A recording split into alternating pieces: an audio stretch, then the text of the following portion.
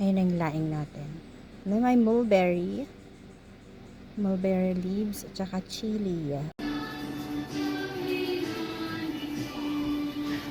Ay, bawang. Sibuyas. Wala pang luya. And ang ating gabi, tangkay ng gabi, nandun na sa kitchen yung baboy. Ay, kitchen. Nakasalang na pala. Ayun. So, pinabatok-putok natin ang ating gabi.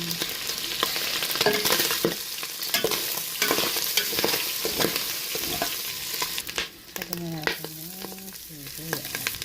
Ayun, nilagay ko na lang yung luya. Nakalimutan ko. Tapos yung ating bawang.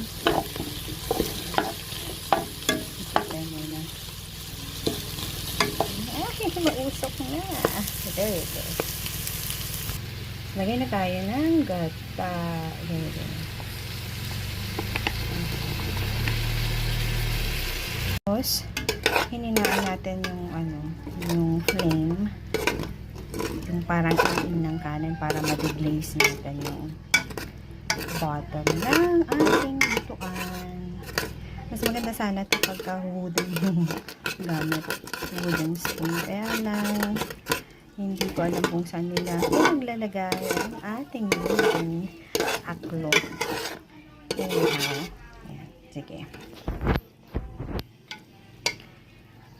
At saka hindi na natin lalagyan to ng ng alamang kasi merong naka-maintenance sa kanyang high blood pressure ang ating inay.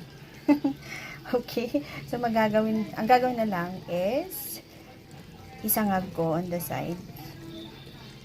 Alright? Tapos kung sinong gustong maglagay, magbudbud later on while eating na. So, para sa side dish. Wala tayong patis, kaya asin na lang.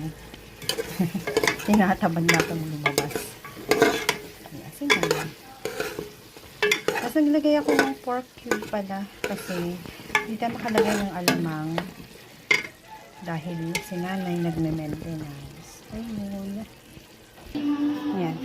Wala tayong siling haba, kaya pumunta ako sa likod. Para kumuha ng ganyang sili. Ganyan na siya para hindi nila makain.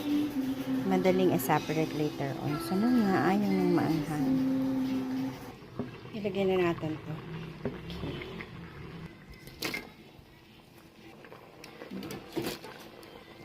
Yan.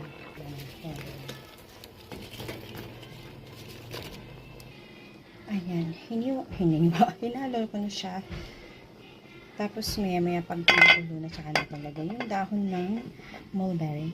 Nilagay ko na yung dahon ng mulberry. Itakin natin. Nagbango.